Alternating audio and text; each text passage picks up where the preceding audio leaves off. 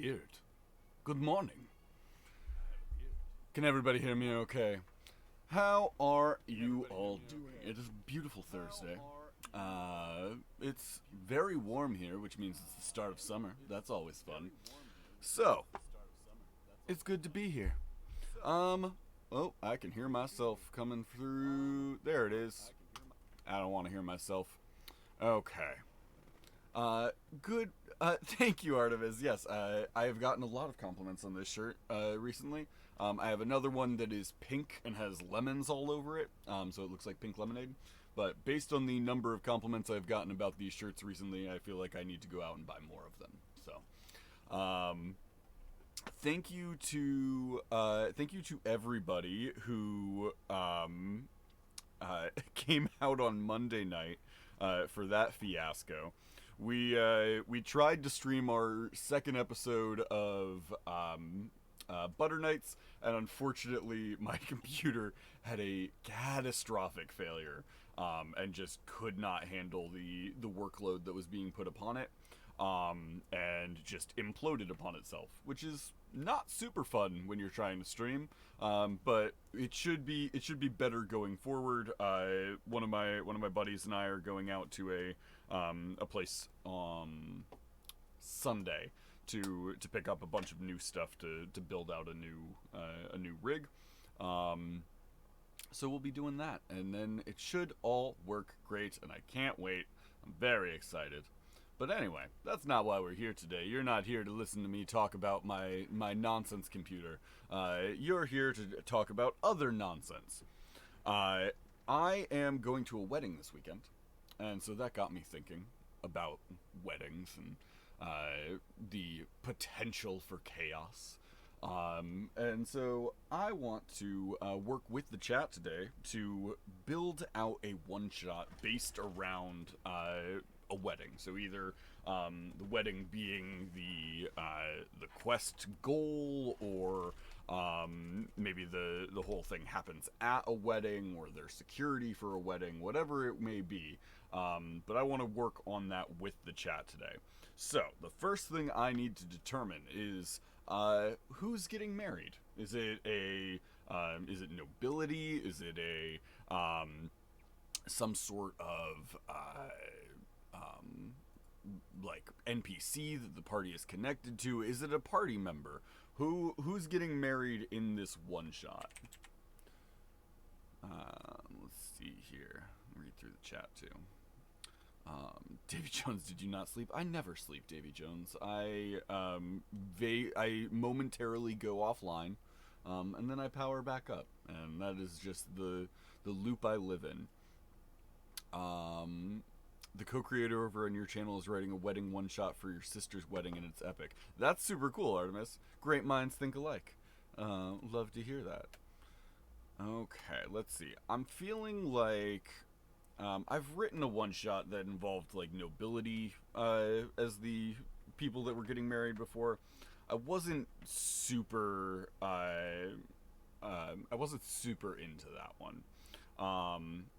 All party members in a group marriage to abuse the mechanics of a ceremony spell. I saw a write-up about that recently, about how the ceremony spell works for a week, and then you can't gain the benefits of it again unless you are widowed. And so the exploit here, the loop, was they had one person in their group that was a oh man, what's the word? Oh no, my brain's blanking on the English language. It's one of the barbarians. A zealot barbarian.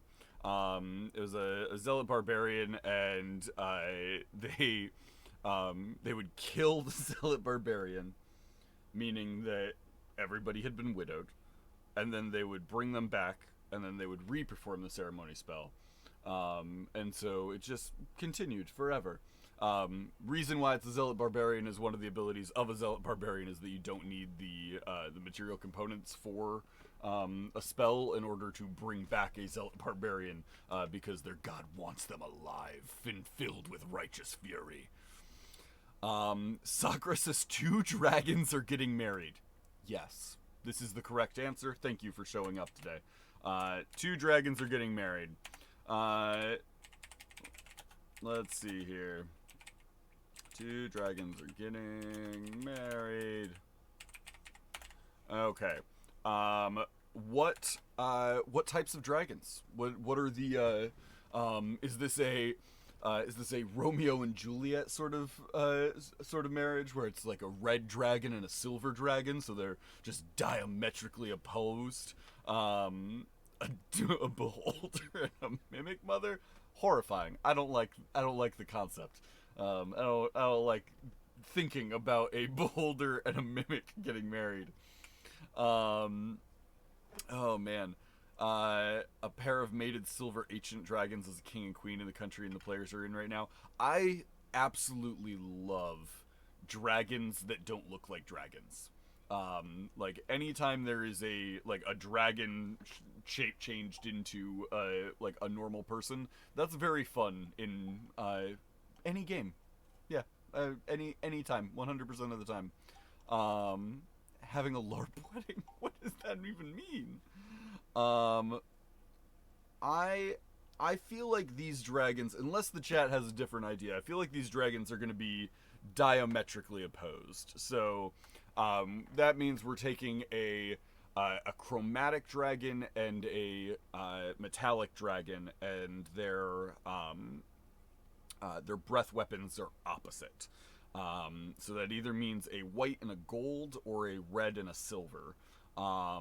And I feel like red and silver works better because they're both intelligent. White dragons are a little bit more on the animalistic side. I believe reds are the most intelligent out of the chromatics.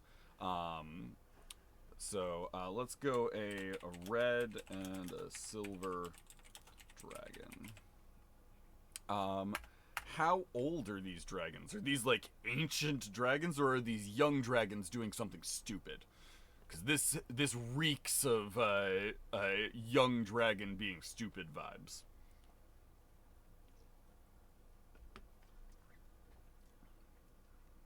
Oh, I also don't have my music playing. Why is my music not playing?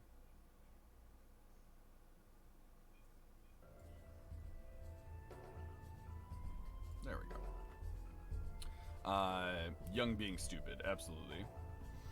The white dragon could be a good rural family meets the fancy city family. So you're saying the white dragon isn't animalistic, they're just country. I can get behind that. I do like red and silver though. I think red and silver works well.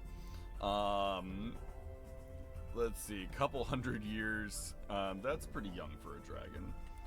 So they're 2 young dragons. Clearly, their family members would not approve of this. The dragons are not necessarily the strongest of family units. So maybe the central forces in this one shot are going to be the cult of Tiamat, and the cult of and the Temple of Bahamut.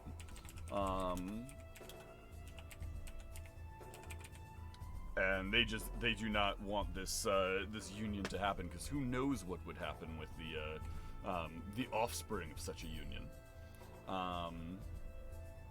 Let's see here, white dragon rednecks. I like that a lot, actually. That's very fun. There's definitely a let's say you go down to NPCs. There's definitely Cletus, the white dragon.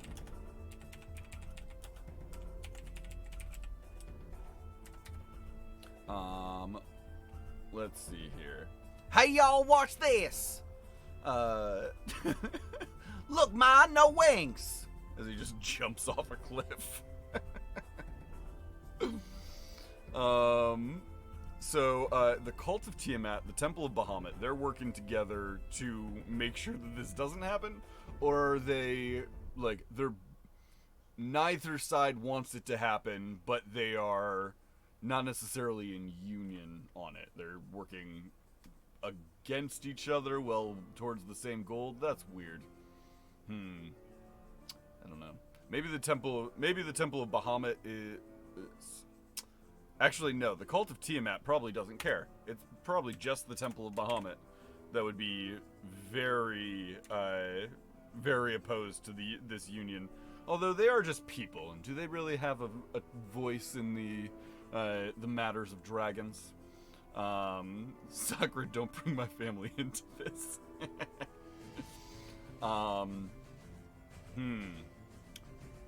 It does get a little tricky when it's dragons, because dragons are very powerful, so they kind of just do what they want. Maybe it's a shotgun wedding. A shotgun wedding for dragons?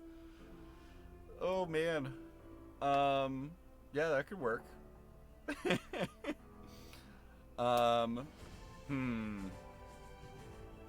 Maybe we need to scrap the, like, Romeo and Juliet side of things and go back to, it's just two dragons getting married. I like that. Let's build off of there. Let's scrap Romeo and Juliet, because it seems like we're going to run into, it's going to be difficult to choose, like, one side or the other. That's going to be a problem. So, what is the dispute here? What is the core problem, for this dragon wedding?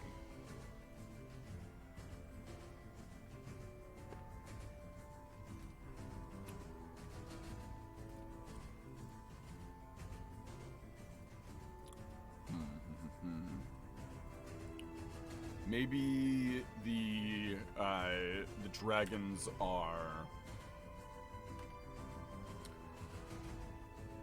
too young to be getting married. So then it's just their dragon parents again is the problem. We're back to dragon parents being the antagonists here.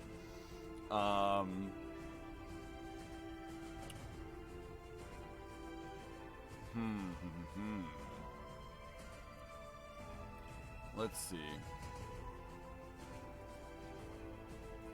Maybe it's not involved in the actual... Maybe the problem isn't actually the dragons getting married. Maybe it's somebody doing something while everyone is distracted by the dragons getting married. So two dragons are getting married. That means their hordes are unattended. So maybe there's something in one of the dragon hordes that is going to be attempted to be stolen. A portal to Avernus? Oh man, that's a right turn. And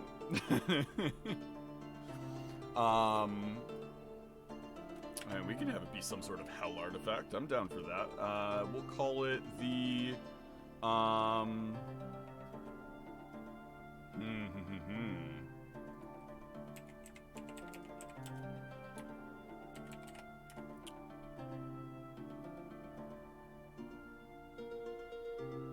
Hey, C17R, how you doing?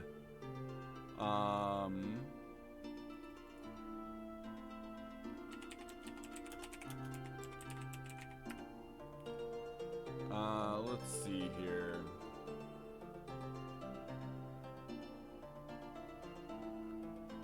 Oh my goodness, that's freaking funny, Davy Jones. The wedding gifts are a target. That's very good, so that you can't start there. I'm just picturing like a red dragon matriarch and a silver dragon patriarch just glaring at each other from across the aisle, but being civil for the kids and hating every moment of it. That's very good. I'm very into that. Okay. I like that a lot. So the two dragons are getting married. There is this like tension between the two sides. There's a red and a silver. But then you have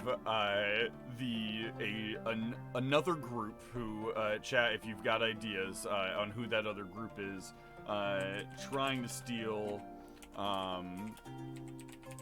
the hoard of wedding presents.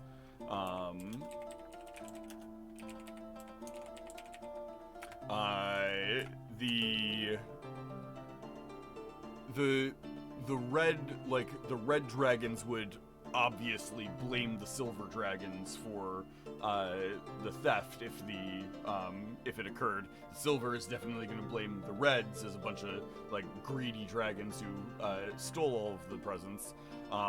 So that could spark off quite a bit of tension. Let's see here. The party is invited to a wedding, but they have no idea it's all dragons because they're all in their humanoid form when the party gets there. That's very good. So it's a wedding of 2 dragons. So it's sort of a mystery game that they would have to solve that as well. All attendants are in humanoid form. I like that a lot. So why was the party invited, and who invited the party? Is it did the bride or the groom invite them? Did were they invited by a third party? What brought the party to this wedding?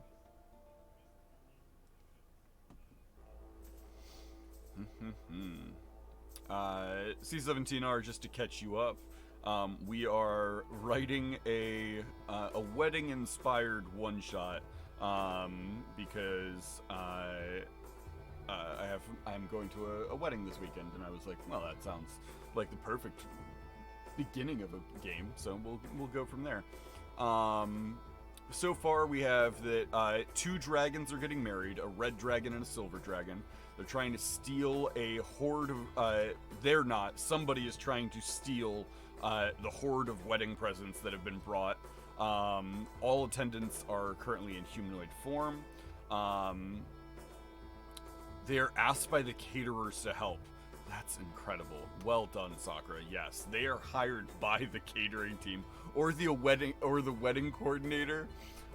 They're just there as like additional help.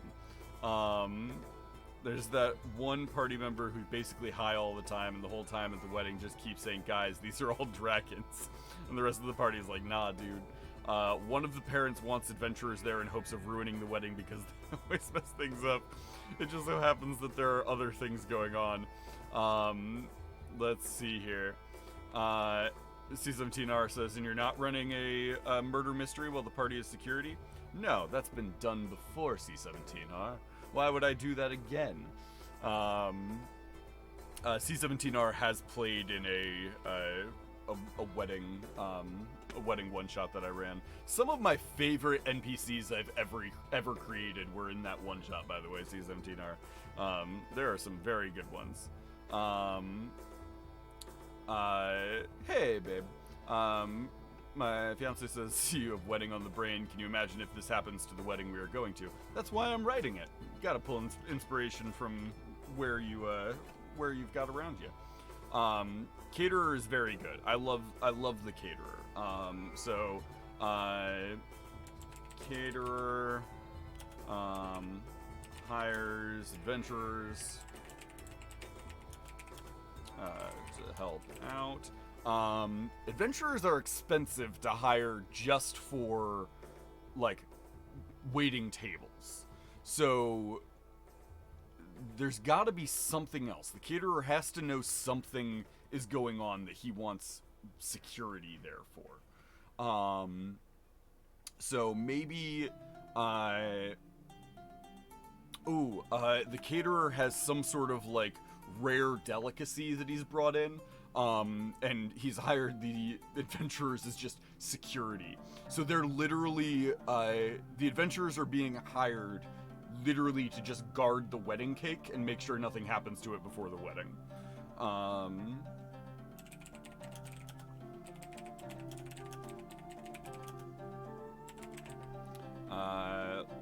Let's see. Cool, I can make this happen. C17R, listen, the parameters around stabbing were left pretty vague. In the one shot I ran for, or the adventure that I ran for C17R, there was a character named Mike Normal Man, who was this like big Goliath with a giant bushy mustache, who was just walking around, and he was like, "Hello, I am Mike Normal Man. I am a businessman doing business things." And then he had business cards and he would give them out to people. And on the business card, it said Mike Normal Man, and then it said Assassin, and Assassin was crossed off, and it said Businessman. It was very, very fun. But C-17R stabbed them and got in trouble because they weren't actually they weren't a threat. They were just a guest at the resort they were at. Let's see here. Caterer has to be something weird like a Triton. Explains the rare food. I'm thinking a Dragonborn or maybe a... Oh no. The caterer's a kobold. I feel like. Because kobolds kind of worship dragons.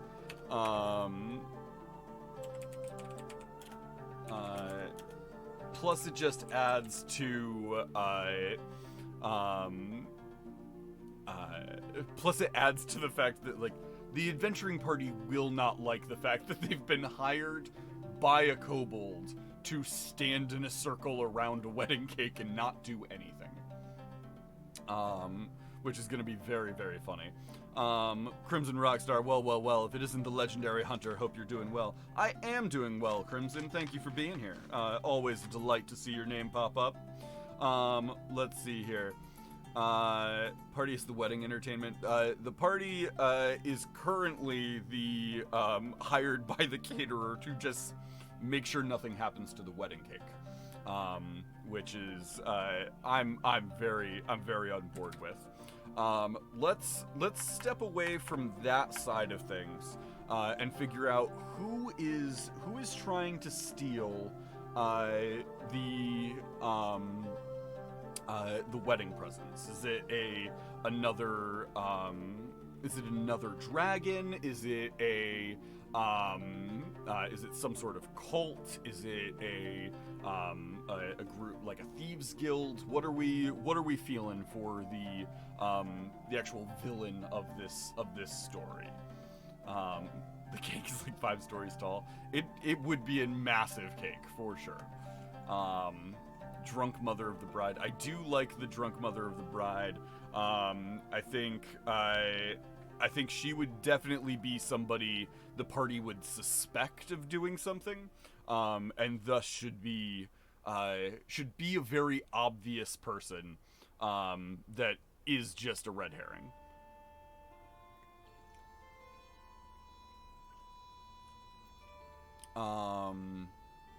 There's rumors of an imposter in the wedding, but there's actually no imposter. It's just a rumor. Have a staff meeting to get to, but I can't wait to see how this turns out. Have a great stream if I don't get back before you finish. Later, Artemis. Best of luck in your meeting. I do like the concept of there being this rumor of an imposter, but like nobody knowing which person it is. That could be very fun. Let's see. I'm feeling like I do like Thieves Guilds, but it is a little on the nose.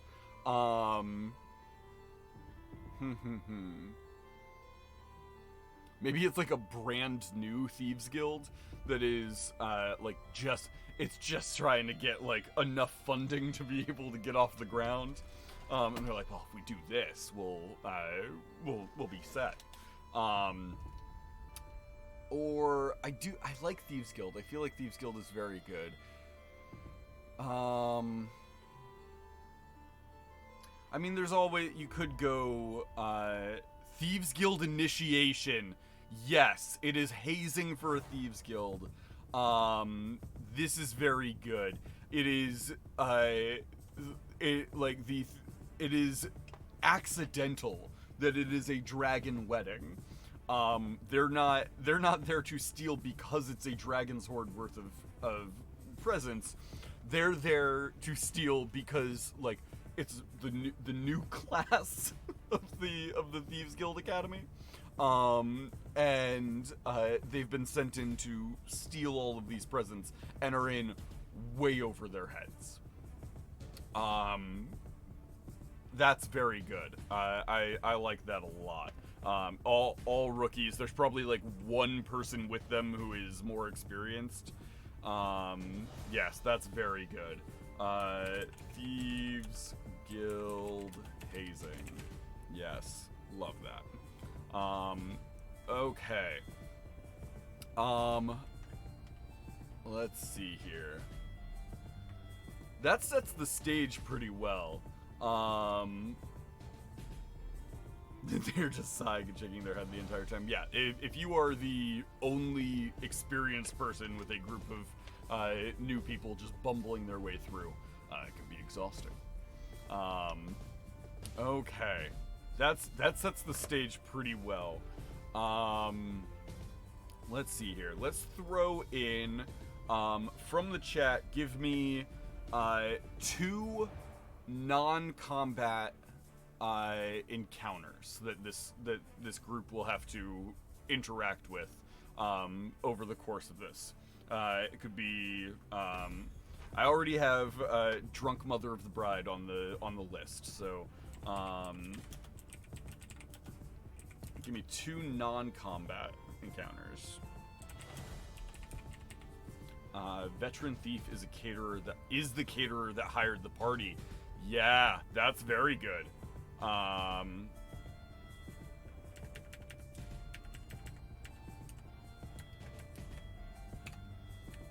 That's not an encounter, but just a great way to get all the... So the entire catering staff is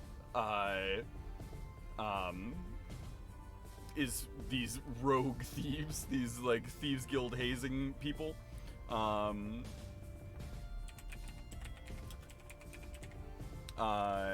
like that a lot. That's very good. It does beg the question then, though, why did he hire adventurers to be there if he knew that he was going to be trying to steal all of this stuff? The question, the real one, the deep and burning question that we all must ask ourselves.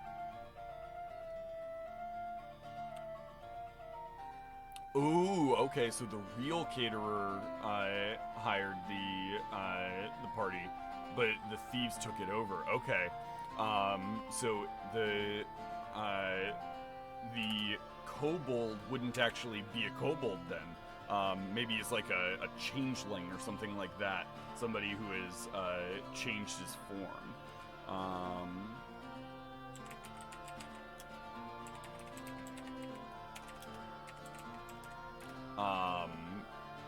If that's the case, the caterer would the kobold would definitely try and when the adventurers show up, would definitely try and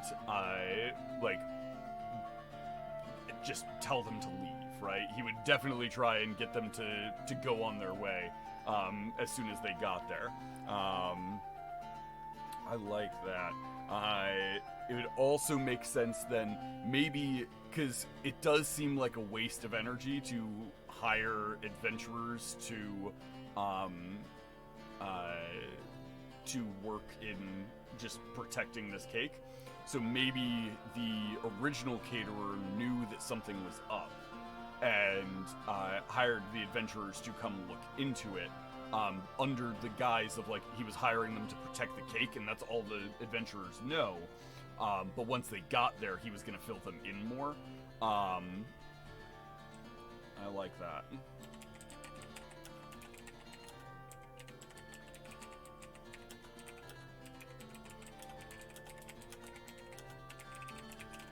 Okay. That's really good, guys. Okay. What is, so we still need two non-combat. Stolen Wagon. Sakura, can you expand on Stolen Wagon for me? Is that something that happens on the way to the wedding, or what does that look like?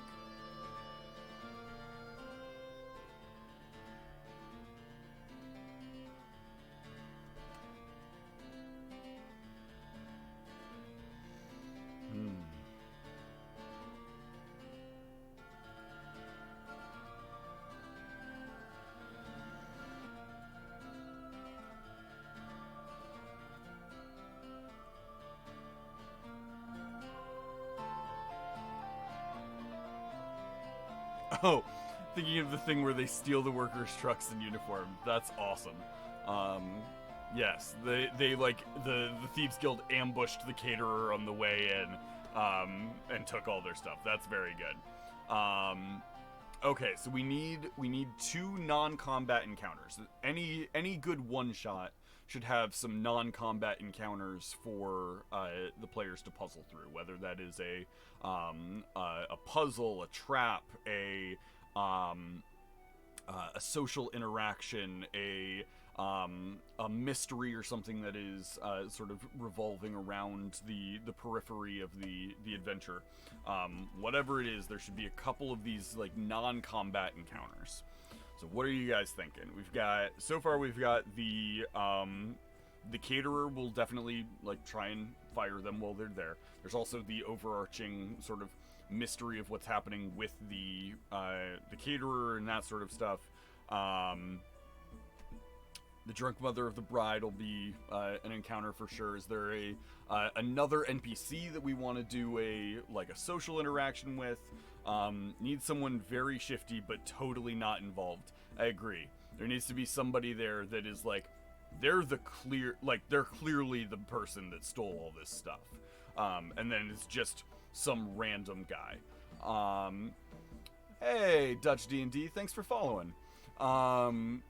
Yeah, I like that. Is it somebody from the wedding then?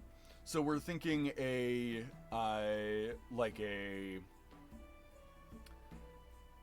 weird uncle. Go with something along the lines of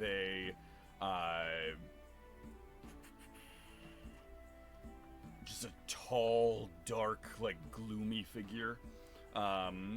Just hanging out.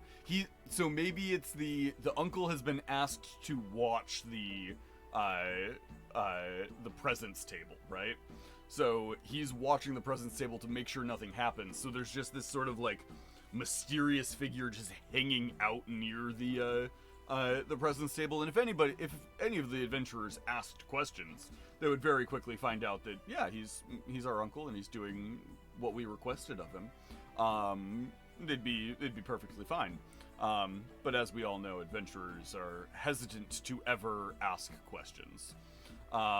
Hey there, Dutch D&D. We are writing a one-shot with the chat. So the story so far is that 2 dragons are getting married. They're all disguised as humanoid forms. The adventurers were hired by the caterer to protect the wedding cake and make sure that nothing happened to it before it was ready. But what they don't know is that the entire catering staff has been replaced by initiates for a thieves guild, who are being basically hazed by the thieves guild, and they are going to steal like the entire hoard of presents that have been brought for the dragons. So we're fleshing it out right now. We're coming up with non-combat encounters for this game. Hey, Tales of Initiative. Good morning. How are you doing? So far for non-combat encounters, we have the drunk mother of the bride. We have the shifty uncle guarding the wedding presents.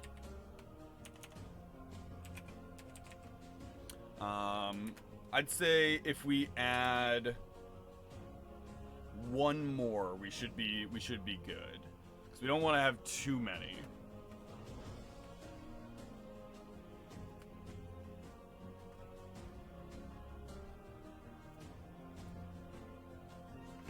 I feel like something that's not a social interaction would be a good one, because I feel like this is going to be a very social heavy game so far, the way it's been built out. So maybe a puzzle or something like that. Maybe a set of clues that the players can find in like the maybe one of the caterer's bags or something like that, they can start piecing together what's going on.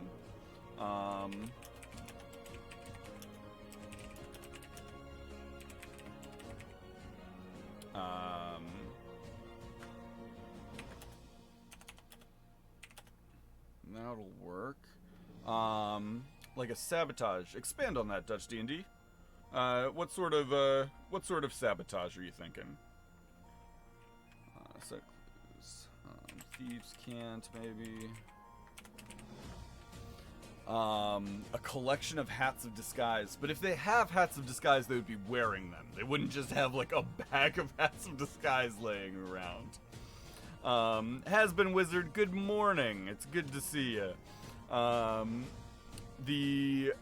like the hats of disguise. I think all of the caterers are definitely wearing hats of disguise. But there's no reason for them to have hats of disguises that they wouldn't be wearing. So they wouldn't just be laying around there.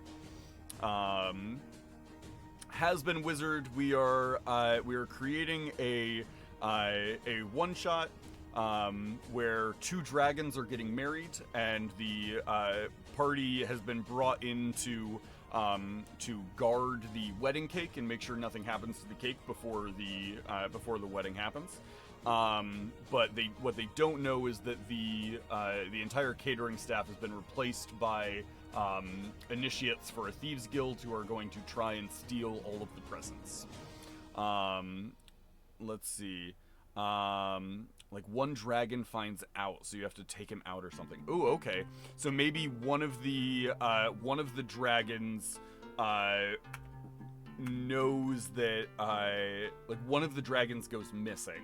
One of the guests goes missing because they realized that the catering staff was not who they said they were, and so the catering staff captured him or killed him or something. One guest goes missing. Oh, but it's got to be somebody that would like interrupt the flow of the wedding. So it's gonna be the minister has gone missing. And it's because he walked in and saw all of the Thieves Guild people activating their hats of disguise over their like armor and daggers and stuff. Sam, initiates for a Thieves Guild? Yes, so we decided that there is this Thieves Guild, and they're like new class of thieves. This is essentially hazing for them. That they're sent to steal all of the gifts from this wedding, but the Thieves Guild doesn't know that it's a wedding between two dragons, and also all the guests are dragons. So the minister being the one that goes missing makes sense because the minister would not be a dragon. He's just a dude. Ringbearer is also good, but I feel like the Ringbearer would probably be a dragon, right? Like anybody who's involved in the in the actual wedding itself would probably be from that same grouping of dragons. What happens to the guest? I mean, is he dead? If he's just a dude, I feel like it'd be pretty easy for them to have like just tied him up and put him in the basement or something.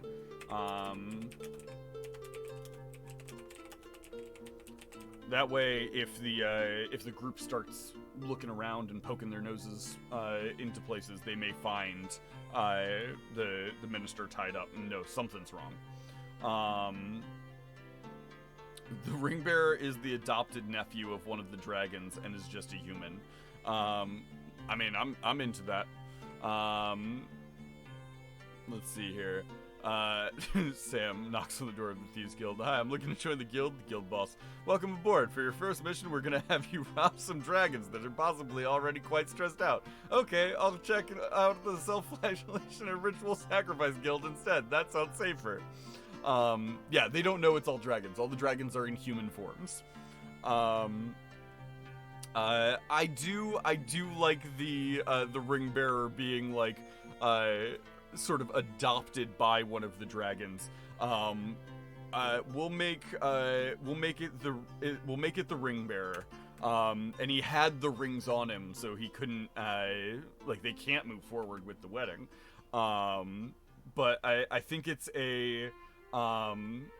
is one of the dragon's, like, favorite kobolds, that sort of, like, attends to that dragon's horde. And it's just, like, a young kobold.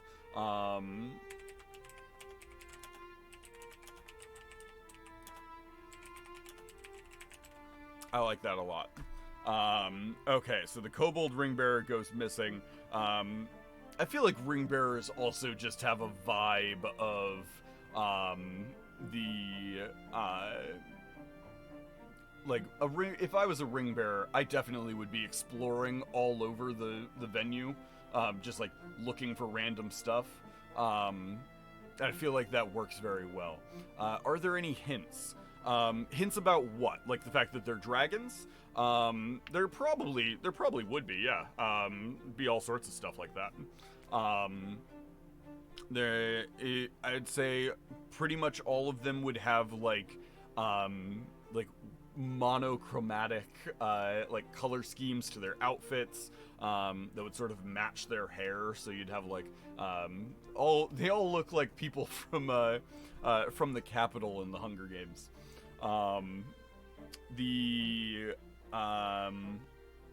Probably a fair amount of them would look like Dragonborns as well.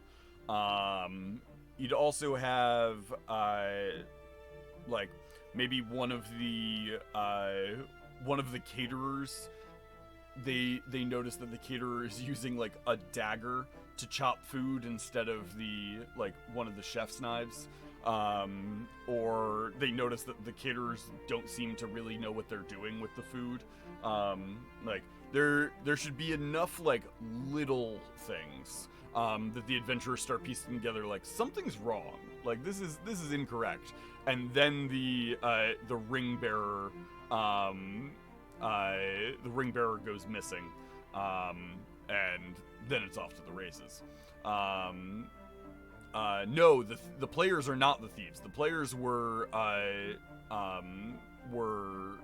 hired by the original caterer to protect the wedding cake.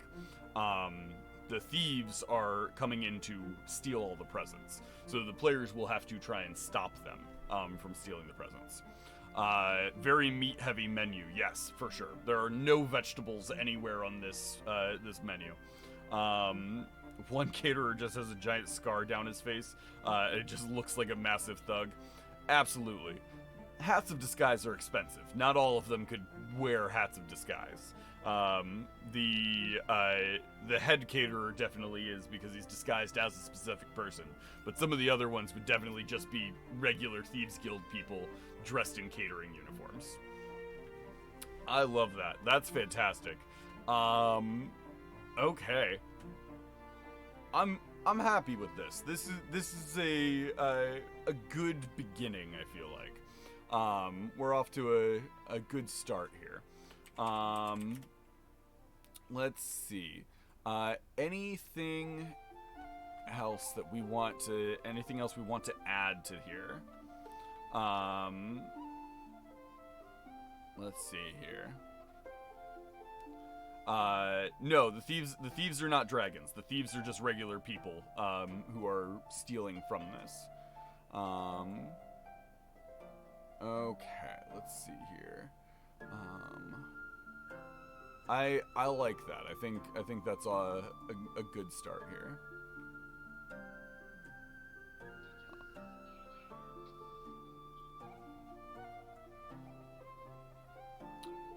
Can you maybe follow me? Like you have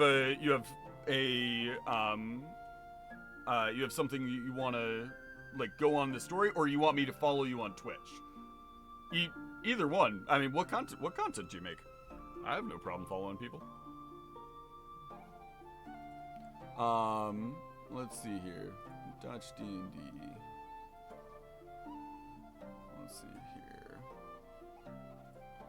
bum, bum. Bum, bum, bum, dun, dun.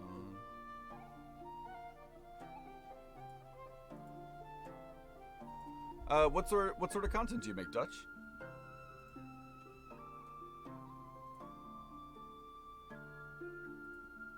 Okay. Do the adventurers know the wedding party is dragons? I think no. I think it's funnier if they realize, like, once everything goes wrong, that there are dragons around. It's definitely better if they don't know that they're working for a bunch of dragons. It's also just funnier if, like, everything goes wrong and then, like, people just change out of their like human form and start attacking each other as dragons, and they're just in the air having a giant dragon fight, and then the people are down on the ground like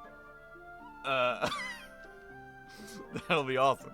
I do think maybe somebody at the party, like somebody at the wedding, one of the guests of the wedding, I think one of them would have made contact with the Thieves Guild to tip them off about this wedding, because otherwise, why is the Thieves Guild here? So there should be somebody here that is like not who they say they are, or is like actively working against the wedding and wants this hoard to be taken by the Thieves Guild. Any of that is good. So let's see. I mean, it could be we did talk about the drunk mother of the bride before. That could be pretty funny if it was just like the mother really doesn't want this to happen, and so they tip off the Thieves Guild just to like make things miserable on at the wedding to try and like dissuade them from going through with it, and then things get wildly out of hand. I like that. We've got good got a good beginning here. Okay. Let's see here. Anything else that we want to add here?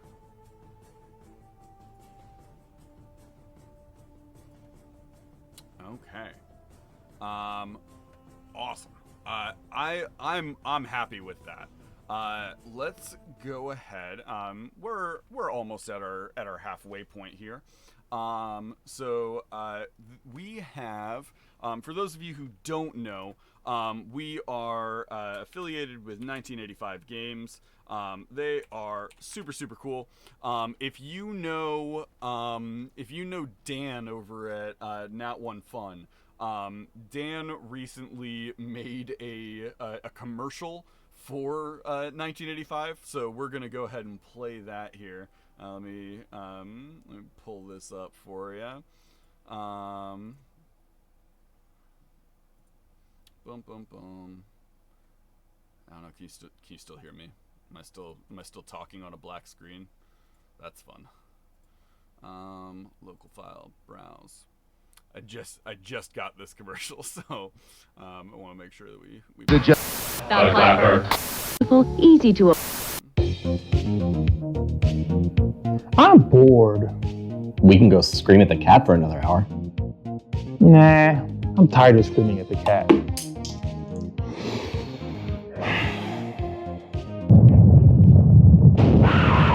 Shut up with that! Be bored no more with 1985 Games. Enjoy their vast variety of products and help bring your tabletop to a whole new level. With easy-to-use dungeon sticky notes. The deck of stories holds prompts and adventure hooks for any setting, and thousands of cutout game pieces with their dungeon craft. You've come all this way for nothing, fool! The princess is mine! You'll never get away with this, Malachor! Write everything down in your Hero Notes journal and start your adventure today! Visit the World Wide Web address 1985games.com and find many helpful products such as their Dungeon Craft series, battle maps, deck of stories, miniatures, dungeon notes, and now VHS dice. Again, that's 1985games.com.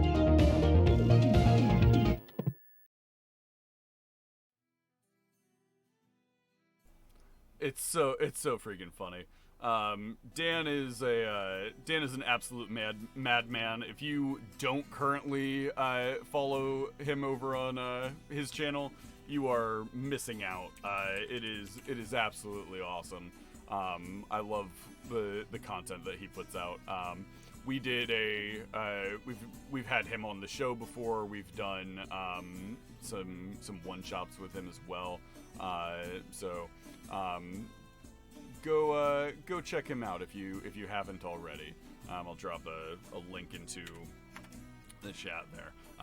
That's Dan's channel. They're super fun, close personal friends of the show. Always love working with Dan. But 1985 Games, super awesome people. Their products stand up on their own as well. The Dungeon Craft stuff I've used. I always do that. I always put 1995 instead of 1985. Let's see here. Only Dan's was born here. Yes, Jolly Green. That is a Warlocks and Waffles original. But 1985 Games, they've got all sorts of cool stuff on there. If you click on that link I just dropped into the chat, you can go and find all of their awesome stuff. They have new shirts on pre-order. They've got their Dungeon Craft, which is their like tile map system, which is very, very cool. Dungeon Notes is a great way of keeping track of everything that you're creating and stuff like that. They've got a miniature subscription box that you can get all their new minis and stuff. They've got bundles that you can get. They have all sorts of stuff.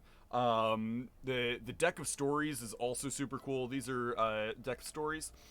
Deck of stories is also starting tomorrow. They have the booster packs for Deck of Stories are only going to be $5 on their website. So here, let me pull up their Deck of Stories. Let's see here. They've got NPC decks that have like different NPCs with art and images and information on those characters and stuff. They have a Gears booster pack that is like steampunk inspired story prompts. They've got Gothic, which is like Gothic horror. Hell, which is going to be like dark hell stories. High Water for your ocean adventures, and a Jungle booster as well. And those are usually $9 each. Those are going to be $5 this weekend. So starting tomorrow, I believe. If you click on that link that I dropped in the chat, you can go ahead and find those things. They become $5 tomorrow. And they, if you use code Waffles at checkout, you get 10% off your purchase. And that helps out the show and helps us stick around. We also have a couple other partnerships that we're sort of in the works of building up. Our other current partner is Alchemy RPG. If you haven't checked them out, they're incredible. We use them for our actual play Monday nights, for the virtual tabletop and stuff like that. They're super, super cool people.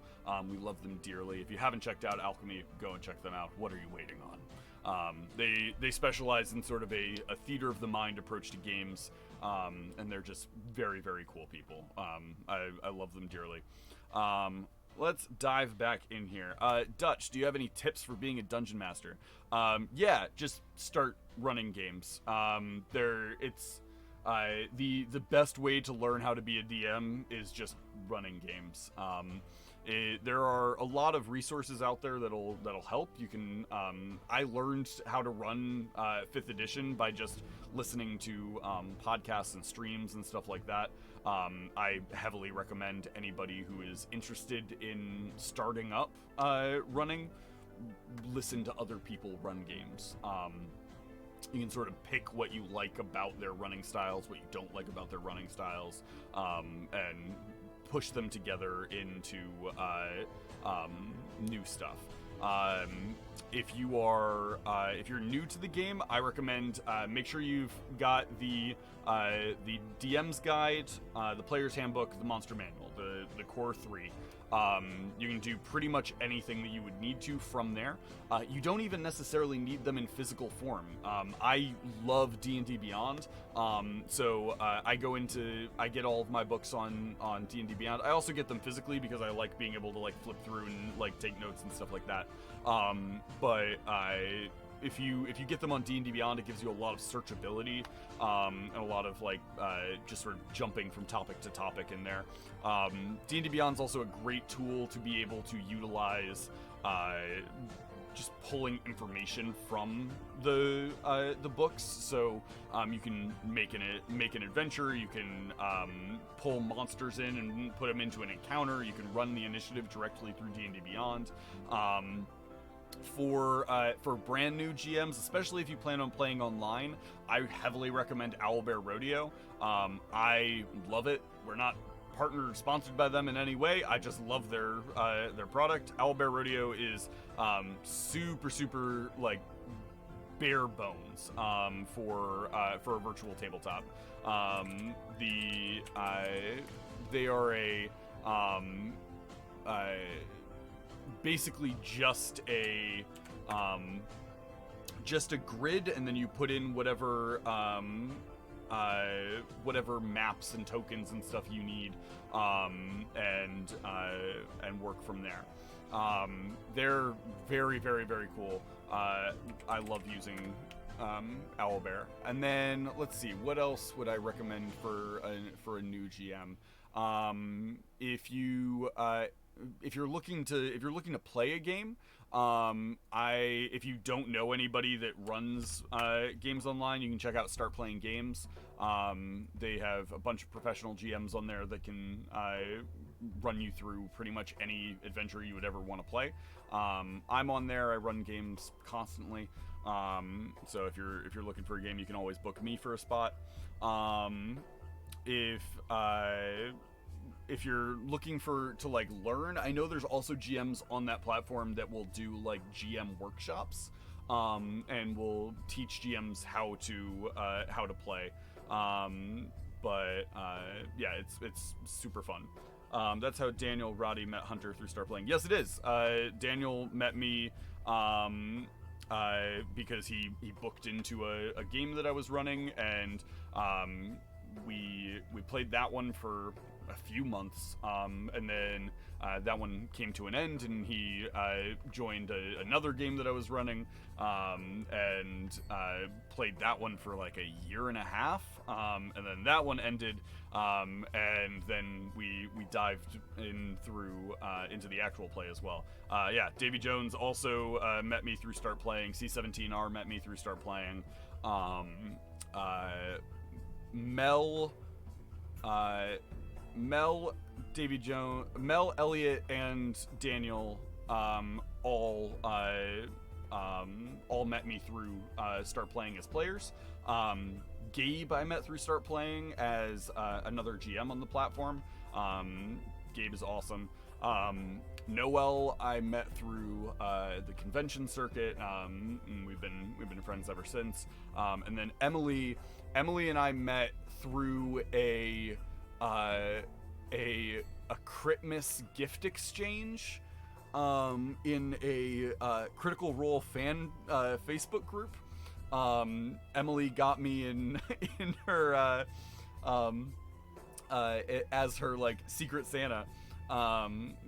So she sent me D&D themed cookie cutters. So there's like a dragon and a beholder and a mimic and all these other ones, which I've never gotten the chance to use, and I think about them every once in a while, and I'm like, I know where they are. I should make cookies, and then I forget. Maybe I know Emily is planning on coming to Gen Con. A lot of the hooligans are planning on coming to Gen Con.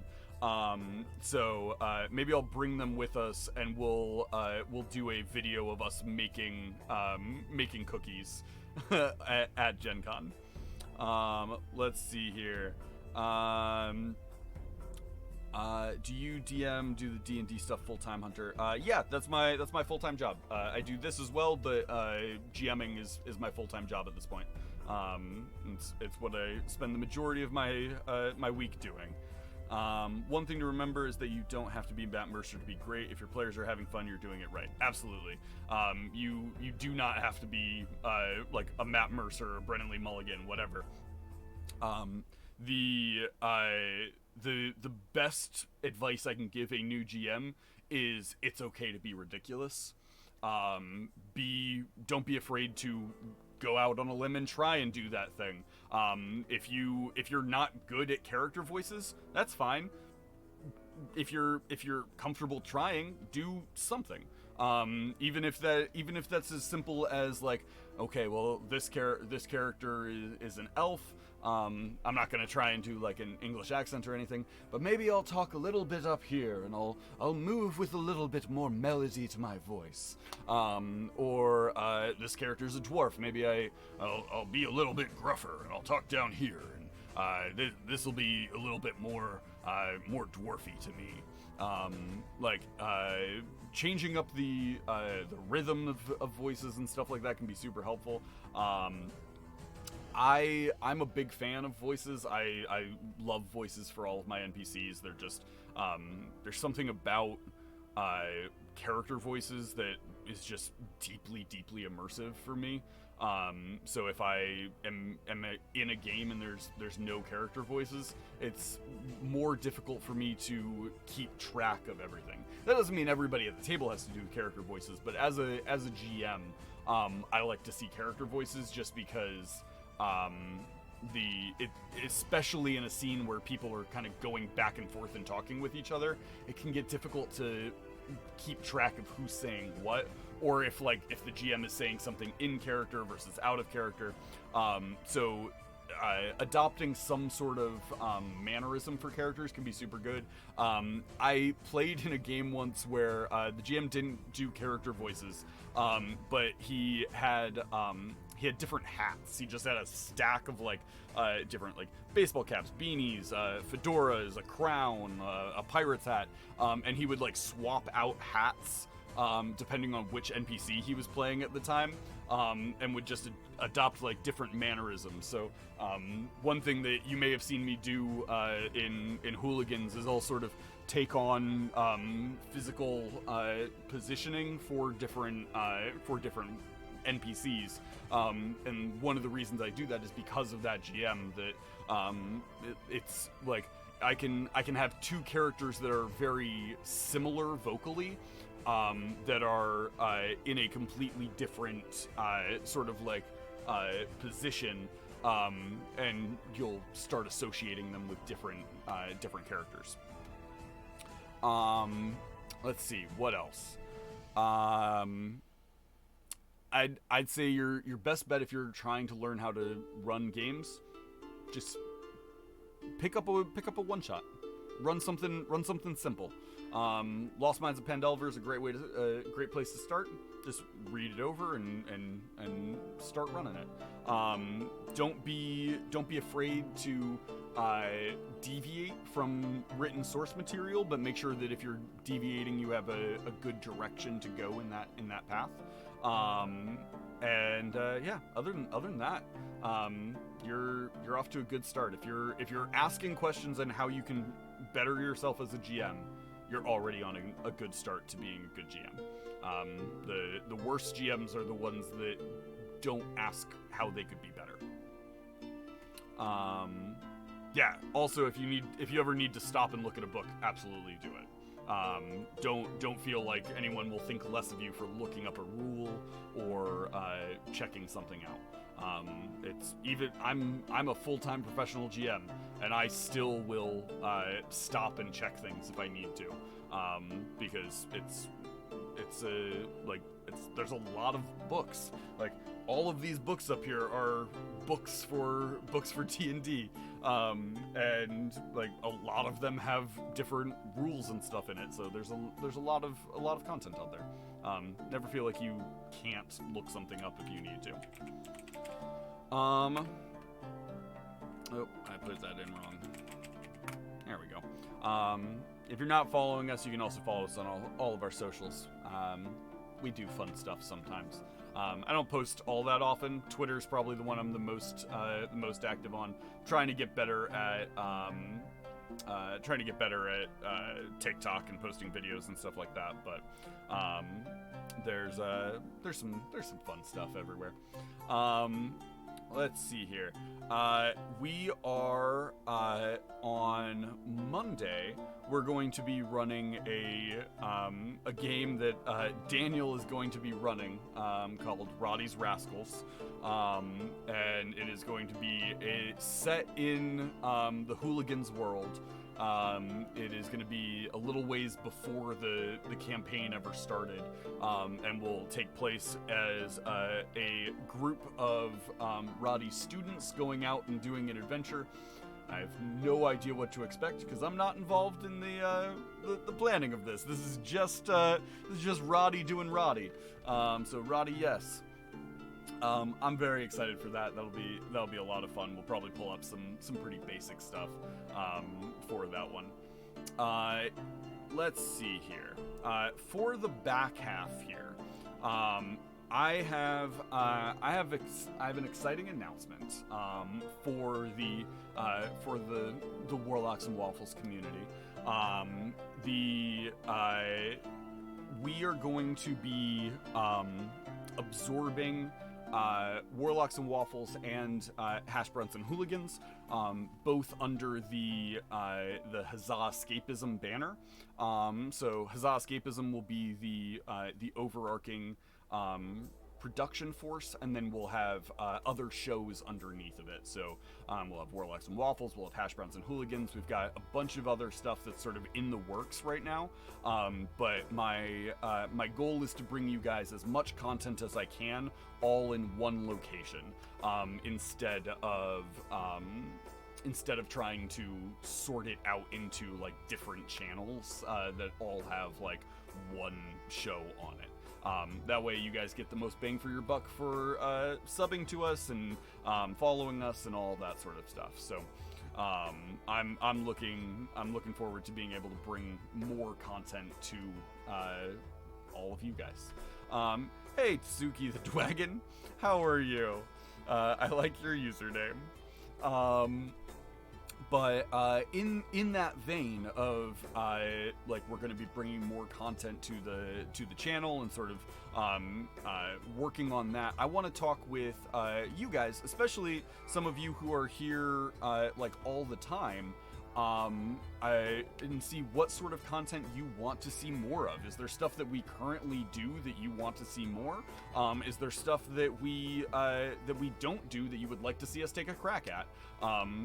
Let me know what you're looking for.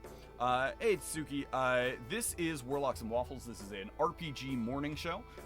We spent the first half of the morning here talking about a one-shot and sort of building a one-shot with the chat, where two dragons were getting married and the adventurers were trying to stop all of the wedding gifts from being stolen. So we built that out. At some point I might run it for a group of like complete newbies and post the video on the channel here so that you guys can see the fruits of your work. But we do all sorts of stuff. Warlocks and Waffles streams twice a week. We stream Monday mornings and Thursday mornings, and talk about different stuff. This upcoming Monday, we're gonna have a guest on the show. Let me pull it up real quick, because my memory is garbage and I can't remember the name of my guest, which is not great. Woodworks Gaming is going to be on the show on Monday. They are in the process of prepping for a new Kickstarter that is going to be a new dice boxes and stuff like that, and like GM screens and stuff, but all made of wood, and they've got really cool like token things that go onto the front, and you can swap them out for like bard, wizard, barbarian, all this stuff. I'm very excited to be able to talk with them. I found them on TikTok, and just loved what they were making, and the just obvious care that they were taking in what they're creating for this Kickstarter. And so I hit them up, and they're going to come on Monday, and just for a section of the show, talk about what they're creating and their Kickstarter and all of that. So I'm excited to have them on. Heck yeah, Has Been Wizard. Yeah, they're awesome. I love them. But yeah, thanks for coming out, Suzuki. We also have an actual play on Monday nights called Hash Browns and Hooligans. We're currently in a break from the actual show right now and doing some random stuff. But yeah, we're doing some cool stuff. No, we're not done yet. But we're at about our halfway point. But yeah, that's what we do around here, Suki. We're also in the process of expanding the lineup of shows that we bring every week. So if there is stuff that you want to be seeing out on the internet that is not out there, let me know. We can start creating it. We do have a couple of ideas right now in the pipeline. One of them would be in partnership with Junie Ruiz, and that would be a show called oh man, what is it? It's tentatively right now called Junie Ruiz Presents Spicy Boys. And that game, that would be similar to like Hot Ones, if you've ever seen that show, but it would be a one-shot. Each week it'd be a one-shot where Junie would be running them through an adventure, and if they fail rolls, they have to eat spicy things. So that is one show that we currently have in the works. We also have a couple of other things that are sort of nebulously floating around. Sakura, love the one-shot concepting. Absolutely, that's always fun. I'm super down to continue doing that, either as a recurring segment on Warlocks here, or we could make it its own like occasional show if we wanted to. But yeah, I'm excited for what's coming. So what sort of stuff? Feel free to drop stuff in the chat as we continue. If there's stuff that you want to be seeing coming out. In the meantime, I want to signal boost a couple of things. There are a couple of Kickstarters right now that are really cool. Where did I put that? So this one, I'll drop the link in the chat here. This one is a book coming out by Kobold Press, and I will always signal boost anything Kobold Press creates because all of their stuff is great. This is a book called Campaign Builder, Cities and Towns, and it is a book to help you create better fantasy cities. So they've got all sorts of stuff. It's a whole toolbox. They have a map folio that goes with it, Roll20 integration. They've got a whole bunch of cool stuff that's coming out for it.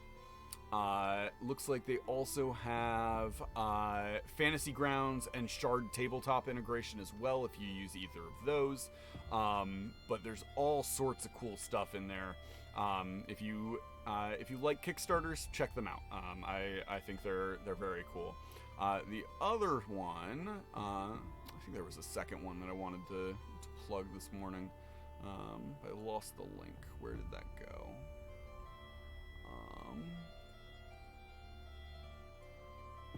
Is that it? Yeah, here it is. Here's the other one. This is Ultimate Treasury. it is just a ton of new like magic items and stuff for D&D. Anybody who knows me knows that I am a sucker for artwork, and I really like some of the artwork that they've got in on the Kickstarter page here. So they've got like item cards, they've got Fantasy Grounds and Roll20 integration. There's a free sample PDF of their stuff. They also have stretch goals as well. So they're going to be doing, if they hit 10,000, they're going to do more armor stuff, barbarian stuff. At 15, at 20, they've got rods, staves, wands, classy magic for bards at 25, and so on and so forth. Oh, it looks like they've already hit all of those. There's classy magic for fighters at 55,000, and a new horde monster added at 60,000 if they hit that. But it looks like they are Pathfinder compatible as well, which is cool. Is it all Pathfinder compatible, or is it 5e? It's 5e, but also Pathfinder compatible, it looks like, which is pretty cool. Makes it substantially more versatile. Let's see here. Do we ever do streams where we go over stuff from people? What sort of stuff? Like fan submissions and stuff like that. We've gone over. We've done streams where we've talked about like fan questions before, and gone over that sort of thing. We could absolutely do that. Homebrew lore, etc. Absolutely, I'm down for that. If you've got stuff you want us to look over, join our Discord. And that's a great place to submit anything that you would want to have us go over on the show. I'm more than happy to do that. We used to do a segment on the show called Rate My Setting, but it got some negative response because people didn't like they didn't like getting feedback on their settings. But if you want feedback on something, absolutely happy to go over stuff. Even if it's not something that you want, like if you don't want it gone over on the stream live, but if you wanted to just be like, hey, here's the thing that I'm working on, what do you think of it? The Discord's a great place to do that. There's some awesome people in the Discord that like they'll give you feedback. I'll also give you feedback on anything you submit in the Discord as soon as I have time to. If you want me to go over it on stream, also happy to do that. Always happy to go over stuff that the community is making. But yeah, absolutely. Let's see here. Talking about because we were talking about start playing earlier. I also wanted to go over, I'm going to be opening up a bunch of open spots in some one-shots, ongoing campaigns, that sort of things, that are going to be running. So if you're looking for somebody to run a game for you, hit me up. I've got a bunch of open spots that I'm going to be looking to fill. There's a ton of cool stuff that I'm looking to start running. But that's going to be because I'm looking to rebuild my computer. That is a expensive undertaking, but it'll be worth it in the long run because this computer is going to be absurd. But in the meantime, it's expensive. So if you're looking to run a game, even if it's just a one shot or something like that, hit me up. Let me know. I'm happy to get you on the schedule and get you running. I have recently ran a Lion King themed one shot, a Scooby-Doo themed one shot. I've done I had an Alice in Wonderland one shot in the works. We've done murder mysteries. We've done casino heists. There's a bunch of I have one that's an escape room on a train. And then I can also craft things to exactly what you're looking for. So if you're looking for anything specific, hit us up. How'd the Scooby-Doo one go? The Scooby-Doo one was fun. It definitely, it can be done in 3 hours. Unfortunately, due to tech issues and stuff like that, the actual play time ended up being closer to 2, because the players couldn't get their tech set up. In 2 hours, it's real tight. It's hard to make it work, but it ended up getting it ended up being a lot of fun. I had a blast with it. The core story there is very good. And those of you who were in the chat and helped us build that one, was super fun.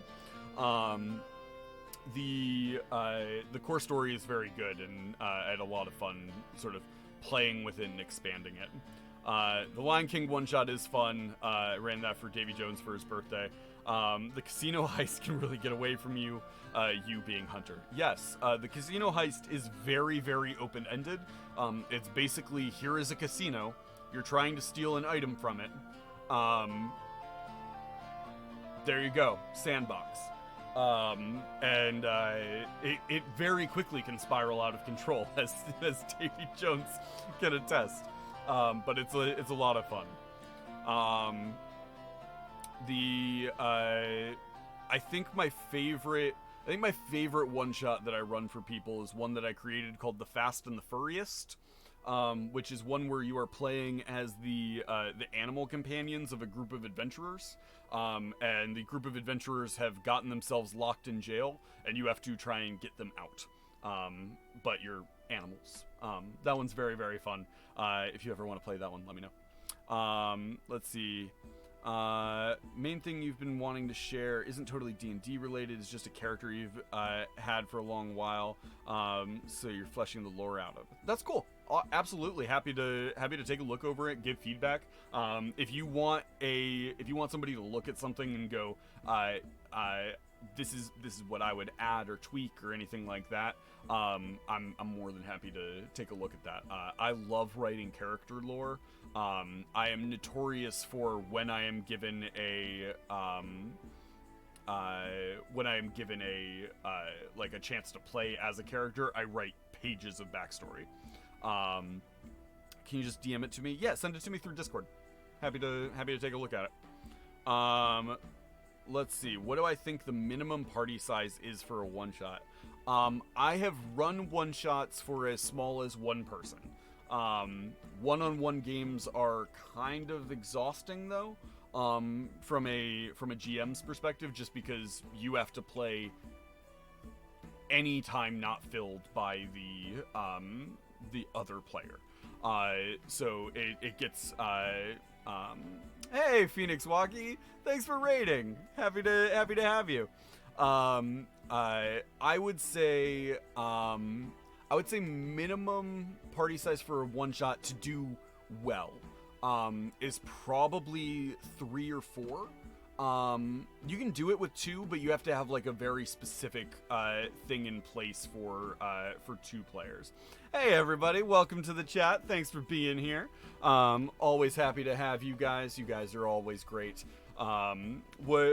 Phoenix, what were you guys up to over on your channel? I saw you were live. So many things. I love that emote. That is a great emote. Here. Let me respond with my favorite moving emote in our channel. There you go. Bumper cars. Let's see here. Let's see. Suki, I did see the message. I'll take a look at it later if that's okay. And then I'll get back to you. Oh my goodness, thank you for all the followers, guys. Turbo says prefer Paladins and Pancakes. Paladins and Pancakes was a working title for the show originally. We did talk about Paladins and Pancakes. We talked about Paladins and Pancakes, Kobolds and Coffee, Fighters and Frittatas. There were a lot of different ones that were tossed around. the Warlocks and Waffles is what we settled on, and I love it. I love it rolls off the tongue very well. Chosen Grass. That's very good. What was Phoenix up to over on their channel? What were you guys up to?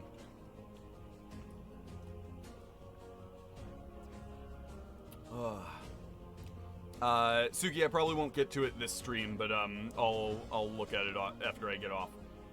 Barovia and Beyond. Oh man. Barovian beer, also very good. Twilight edition. Yeah, there's a lot of great content out there, Suki, and I'll look forward to reading over it. I'll give you my feedback once I'm done here. As for any of you who are new to the channel, hi, welcome. This is Warlocks and Waffles. We are a TTRPG morning show. We talk about all sorts of nonsense. We stream on Monday and Thursday morning, and then we also have a show Monday nights that is Hash Browns and Hooligans. We're currently doing our Butter Nights, 3 nights of utter nonsense. This upcoming Monday, we have Roddy's Rascals, which is a spin-off one-shot from our actual play, where we are going to be having a bunch of people just doing absolute utter nonsense. I cannot wait. One of the players in our actual play is running it, which means I get to play, which I don't think Daniel fully understands the chaos he is unleashing by allowing me to be a player in my own world. That's absolutely wild. I'm looking forward to that. So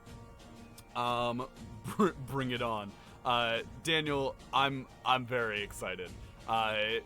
We should have Daniel, we should have a conversation about how character creation is going to work for this game. Are you making all of us characters, or should all of us come with a specific leveled character to D&D Beyond? I'm excited. Your first turn in the game, you should scream, "Unleash the chaos." Yeah, I'm gonna be playing God. Is that okay? Can I just play God? Is that a playable character in this game, Daniel? Clerics and Crudités is very good, Turbo KKV. That is very good. Why is it so hard to find a level 20 starting level campaign? Because level 20 is exhausting to run. Especially in a campaign, it's very difficult to write a story that will be challenging for a level 20 group. If you're writing a level 20 game, you're basically challenging gods, or like you're going and punching Godzilla in the face. Like level 20 is difficult to make work just because of the power creep in 5th edition. There's so much power. Like if you're a level 20 druid, there is almost nothing unless you can wipe them out in one hit. It's difficult to do anything to them because they'll be hit, and even if you can knock them out of their wild shape, they're still in like a very powerful 20th level character, and then you like as soon as you get past their turn, they turn into another extremely powerful creature because they can just bamf into whatever they want. It's just absurd. They can also send you to an entirely different plane of existence on a whim. Absolutely. I have run a total of 1 level 20 game, and it was absolutely absurd. The level of chaos that ensued was beyond anything else I have ever run. You can even change into the same thing over and over again. Absolutely. You can, like, if it gets back to your turn and you still are a powerful creature that you have hit points left in, you just turn into that creature again and it's wild. Especially if you're, what is it, Circle of the Moon that has the bonus action wild shapes. Oh my goodness, forget about it. You cannot take that character down. You also have like at level 20 you've got characters that can just cast Wish. They can do Power Word Kill. They can do all sorts of things. Also at 20th level, Death. Even if somebody's character does die, you have a 20th level cleric. They're just gonna go poof, and that character is back to life. 20th level is absurd. I find that the majority of my campaigns fizzle out somewhere in the like 10 to 15. Just because by the time you're in that level bracket, there's other stuff that your characters would be doing. Like there's no reason to be still doing this like crazy dangerous stuff, and they're probably absurdly wealthy by that point. If they could sell off one of their magic items that they're not using anymore, and have it pay for a small town, there's no reason for them to continue adventuring. They've done everything that they're going to do. Moon Druids are cool. They're a pain in the butt to run for, though, at a certain level. At low levels, I love Moon Druid above all else because I feel like Wild Shape, especially at low levels, just should be a bonus action. It's difficult to be like, yeah, you're gonna spend your entire turn turning into a cat that will be dead by the time it gets back to your turn. Like that's not fun. Especially since you can't like cast magic or anything as a wild shape. But yeah, I don't like super high level. 1 to 5 is actually my favorite level selection. I'd say up to about 8th level. Anything above 8th level, I'm like, meh. It is what it is. I will progress characters through the first 3 levels really, really quickly. After those first 3 levels, I slow down the leveling substantially, just because I want to keep them in that like 4 to like 8 levels for as long as possible of the story. Just because there's more that you can throw at them. I'd rather have a low party or a low level party with cool like magic items and gold and stuff like that, and let them be creative with how they're going to use those, than have a group that has hit like 15th level and is unstoppable. I have one group that's like level 4. There's some low level, and they are just a really, really like incredibly equipped group. So they're very difficult to take down in combat without giving them a very heavy CR creature, which is fun. It also pushes characters to explore the game more outside of combat, as opposed to like if you are a high level campaign, I feel like you kind of have to focus on combat in order to keep the challenge there. Yeah, Sakura, I would agree. 3 to 8 is good. I very rarely will start players at level 1, unless they're brand new. I usually start at level 2, play 1 session, level them up to level 3 at the end of that session.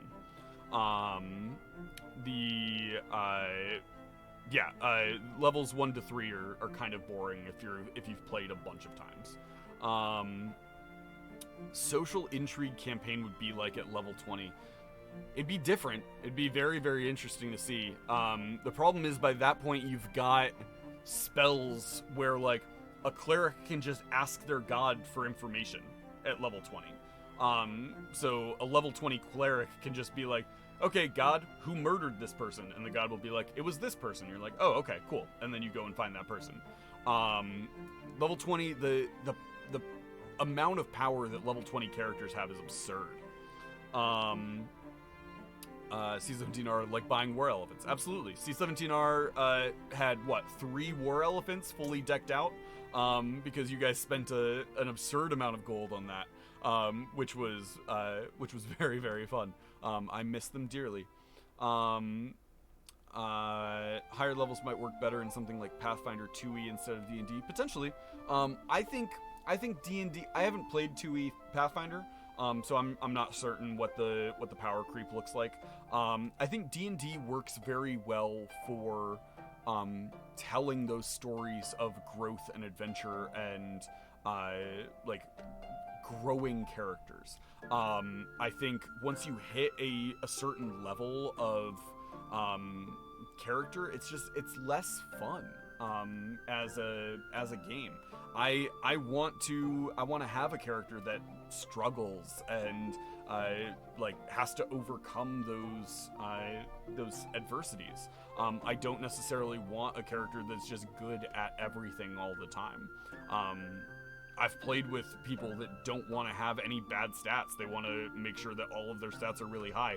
I want to have at least one really bad stat, because it gives me something to pull from and roleplay from. Nobody is perfect at everything. Don't think D&D would be able to totally support really high level play. Yeah, it definitely falls off there.